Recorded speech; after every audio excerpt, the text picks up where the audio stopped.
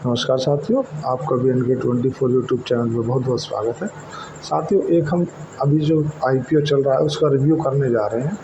Differential engineers company का वर्तमान में 40% का GMP चल रहा है और जो क्वालिफाइड इंस्टीट्यूशनल बायर हैं उनमें HDFC जैसी बड़ी बैंक का नाम आ रहा है। अब हम जानते हैं कि इस कंपनी का IPO का इशू साइज क्या है। कंपनी 158 करोड़ रुपए जुटाना चाहती है। पूरा का पूरा फ्रेश इशू है। और अब हम समझते हैं कि ये तो हमने समझा, अब जो मेजर बिजनेस है, कंपनी काम क्या करती है। हम बिजनेस में पैसा लगाते हैं, ना कि किसी IPO में। कंपनी को 1982 में कंपनी इनकॉर्पोरेट हुई थी। लगभग अपने ही सेक्टर का कंपनी को क्या है कि 42 साल जैसा पुराना अनुभव है। कंपनी बनाती क्या है? कंपनी वेल्डिंग प्रोडक्ट बनाती है। जो वेल्डिंग मशीनें आती हैं वो कंपनी मैन्युफैक्चरिंग करती है, और जो राड आती है लोहे की वो कंपनी मैन्युफैक्चरिंग करती है। और आपने देखा होगा जब हम लोहे की घिसाई करते हैं तो जो वो गोल सा छकरा होता है जिससे वो घिसते हैं, वो कंपनी मैन्युफैक्चरिंग करती है। वर्तमान में कंपनी के पास में 4 यूनिट हैं, जो कि महाराष्ट्र में है, एक नागपुर में है, एक तुम्हारी हिंगोली में है, एक उमा में है। ऐसे करके 4 यूनिट हैं। कंपनी अच्छी।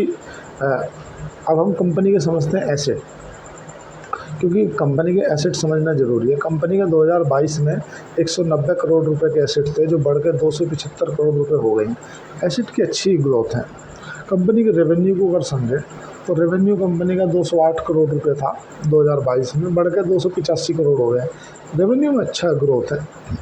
कंपनी का जो प्रॉफिट है वो प्रॉफिट लगभग 18 करोड़ रुपए जैसा प्रॉफिट था, जो बढ़ के 2024 में 30 करोड़ रुपए का प्रॉफिट हो गया है। तो प्रॉफिट में भी अच्छी ग्रोथ है।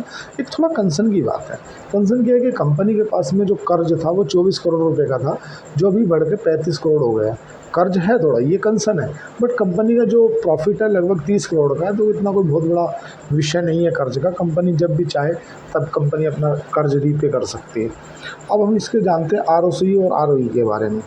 कंपनी के वर्तमान में जो ROE है 18% का है, और जो ROCE है वो कंपनी का 20% का है। अच्छा है, काफ़ी हेल्दी है। अगर हम इस कंपनी के PE की बात करें, प्राइस टू अर्निंग रेशियो की, तो लगभग 15 का है। अगर इसी सेक्टर की और कंपनियों की बात करें, जैसे कि अडोर वेल्डिंग है, इस टाइप की कंपनियां हैं, उनका लगभग 25 से 35 के बीच का PE, तो लगभग इसमें काफ़ी अच्छा, मतलब रीज़नेबल है। ऐसा नहीं है कि कंपनी बहुत महंगी है, महंगी नहीं है। अब हम बात करते हैं कि कंपनी का जो IPO किस तारीख से किस तारीख तक खुला है। कंपनी का IPO 26 तारीख से 30 तारीख तक खुला है। कंपनी का जो प्राइस बैंड है वो 158 रुपये से 168 रुपये का प्राइस बैंड है।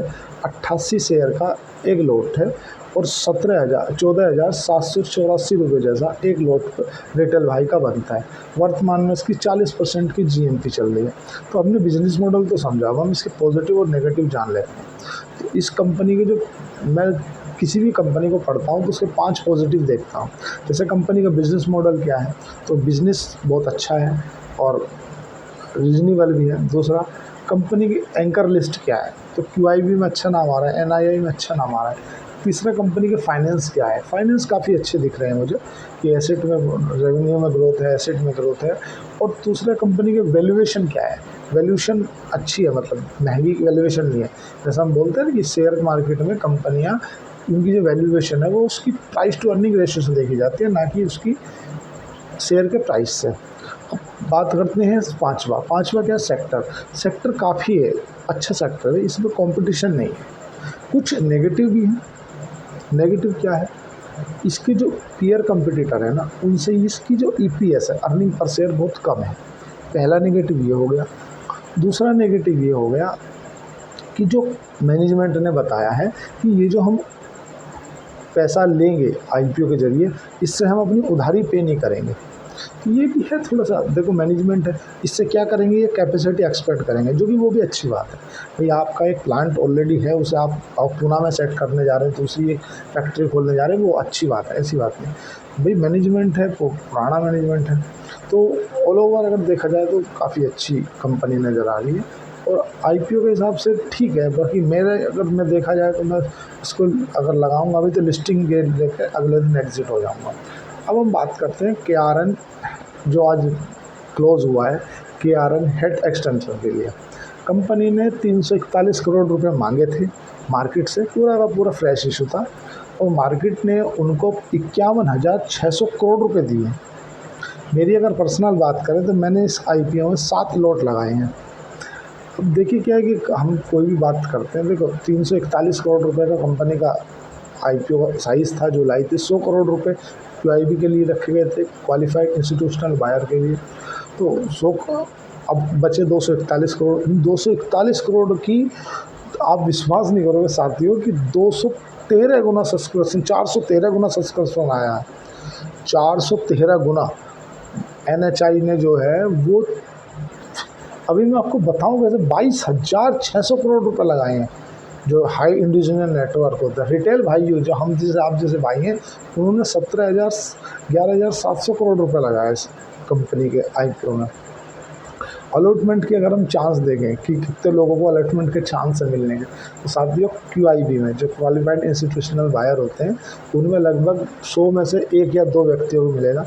जो NII को होते हैं, नेशनल हाई इंडिविजुअल नेटवर्क, उनको भी लगभग 1 को मिलेगा, और जो रिटेल भाई है उनको भी लगभग 100 में से 1 को मिलेगा। तो लकीली बहुत से कोई लकीली होंगे जो उनको मिलेगा। अब हम जानते हैं इसका GMP क्या चल रहा है। तो GMP जैसा अभी वर्तमान में इसका 100% चल रहा है, मतलब आपका जितने रुपए का शेयर है उतने ही रुपए का GMP चल रहा है।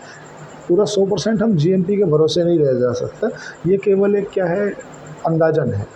अब हम जानते हैं मनवा फाइनेंस। मनवा फाइनेंस मैंने 5 IPO लगाए थे, मुझे कोई भी IPO नहीं मिला है, तो नो डाउट है।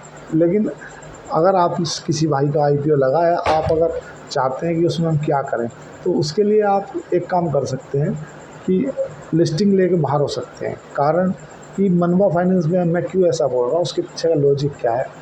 उसके पीछे का लॉजिक ये है कि जो फाइनेंस से रिलेटेड कंपनी है ना, देखो इनमें आप जो ग्रोथ करते हो, ग्रोथ बढ़ती जाती है, लेकिन जब एक समय आता है, जब वो पैसा रिकवर करने का टाइम आता है, उस समय समस्या आती है। जैसा कि फ्यूचर माइक्रो फाइनेंस बैंक के साथ में हुआ, इनकी जो लोन ग्रोथ थी वो अच्छे तरीके से ग्रोथ कर रही थी, पर जैसे प्रमोटर ने आगे 1 साल पहले माल बेचा दिसंबर 2023 में, तभी जो बिज़नेस मॉडल पढ़ते थे वो समझ गए थे कि कोई ना कोई तो चक्कर है बाबू भैया। तो साथियों, अगर आपका IPO लगा है तो कृपया लिस्टिंग लेके बाहर हो जाए। और जैसा भी, मैं किसी को रेकमेंड नहीं कर रहा, जैसा आपको करना है आपके वित्तीय सलाहकार से सलाह लेके ही करें। तो कृपया चैनल को लाइक करें, सब्सक्राइब करें, और अगर आपके पास डीमैट अकाउंट नहीं है तो नीचे दिए गए डिस्क्रिप्शन में शेयर खान के साथ अपना अकाउंट ओपन कर सकते हैं। धन्यवाद, नमस्कार।